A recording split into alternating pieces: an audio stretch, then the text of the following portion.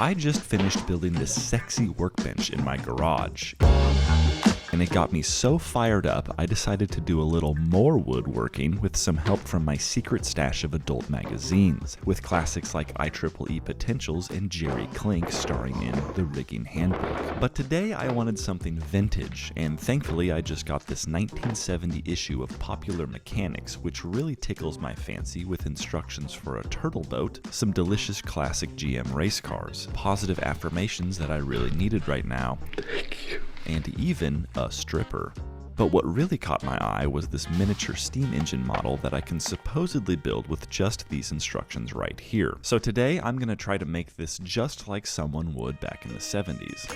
Just like the 70s.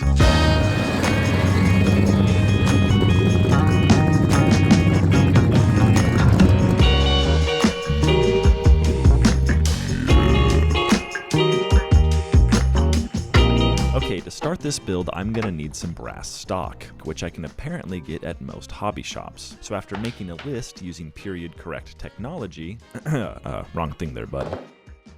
Yeah, that's better. I boogied on down to my local hobby store for divorced dads, and surprisingly, they carried almost everything I needed. The first instruction was to cut a 4.5-inch length off this 1/4-inch square tube for the horizontal member, which coincidentally is the exact size of member I'm used to dealing with. But I can't just use any tool to cut this. According to the mag, which is short for magazine, I'm just using slang here, I can build the whole engine only using 4 tools: a soldering iron, a hacksaw, a file, and a hand drill. So that means not even this vise is allowed.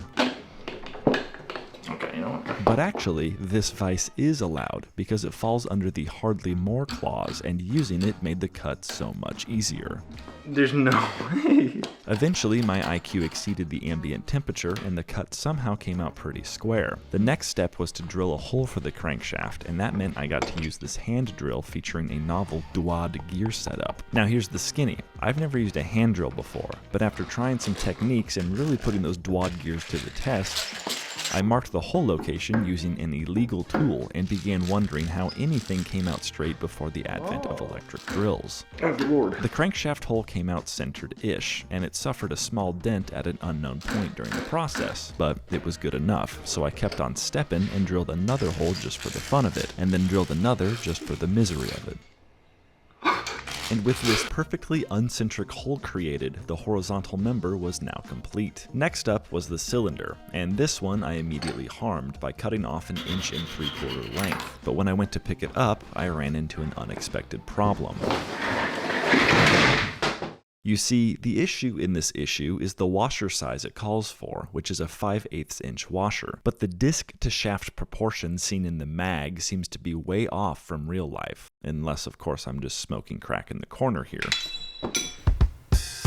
So instead, I compared the cylinder to a couple different washer sizes until I found something that looked roughly correct. And then after lining the 2 pieces up perfectly, I clamped my finger so the pieces wouldn't move while I joined the 2 in holy matrimony. That's hot. That's hot. That's hot. And with a little bit of tender lovin', you could hardly even tell these pieces were soldered together. Now, there's a decided lack of protuberance on my cylinder, and I had just finished printing one when a large invading force suddenly challenged me for control of my territory. But after a hard-fought battle that pushed my speed and intellect to its limits, the food chain diff was too great, and mankind emerged victorious yet again.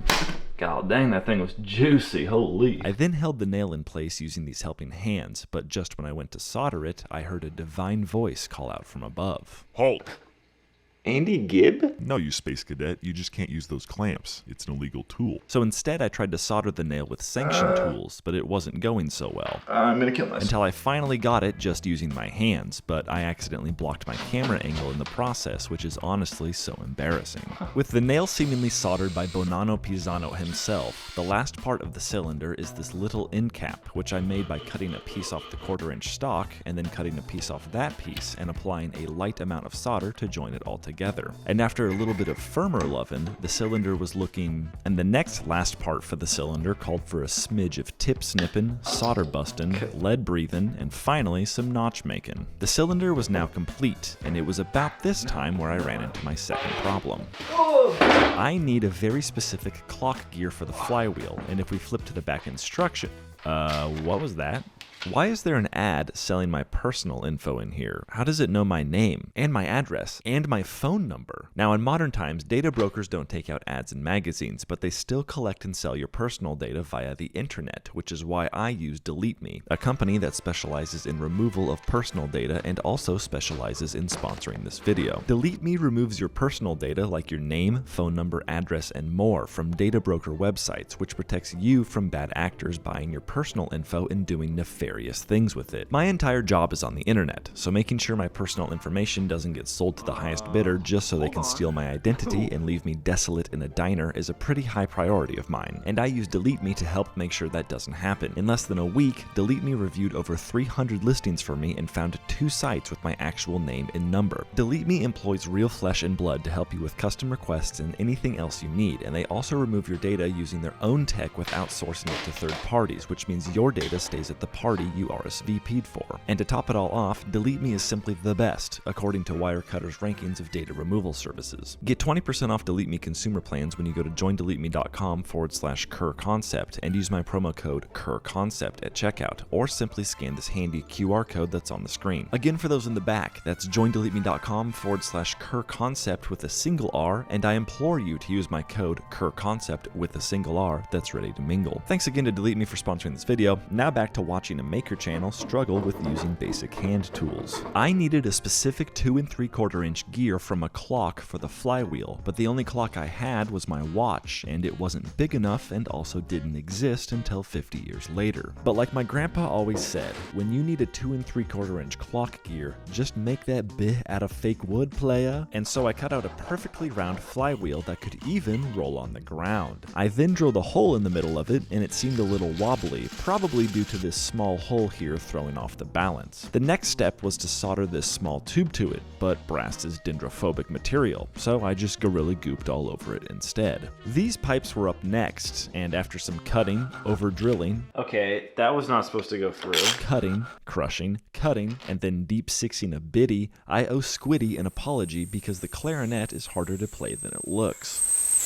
These are the parts we've got so far, and I gotta say it looks exactly like the magazine. So I thought I was doing pretty well until I read these 3 words: install the crankshaft. My brother in Christ, what crankshaft? That wasn't listed in the parts list, and there are certainly no instructions on it. What am I supposed to do? Just follow this detailed blueprint with the exact dimensions I need? Guess I'll try.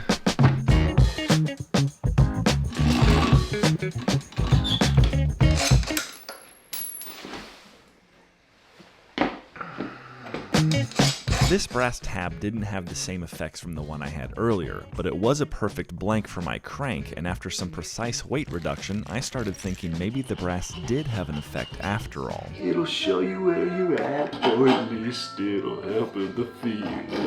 With the filed crank looking like it just hit some crank, I soldered a shaft to it to turn it into a crank shaft, if you can believe that. And when I put all the pieces together, it was clear something was missing, and it was clear it was this piece right here. Now dig this. A steam engine needs 4 main parts to work, and everyone except for you, Brian, has already realized that the piston is the missing piece that we need. So after another cut, I had some major issues with the piston sticking in the cylinder, and then I really had some issues with the piston sticking in the cylinder. But that's a problem for 35 seconds from now. The mag shows that the piston needs a little off the top, but when I went to cut it, you kept getting in my way. Dude, step back. And then you went and pouted in the corner and refused to watch me slice it, which wasn't very groovy of you. I then took the halved piston and marked the location where the shaft would get cranked, did this, and then it was finally starting to look like an actual engine. Yeah.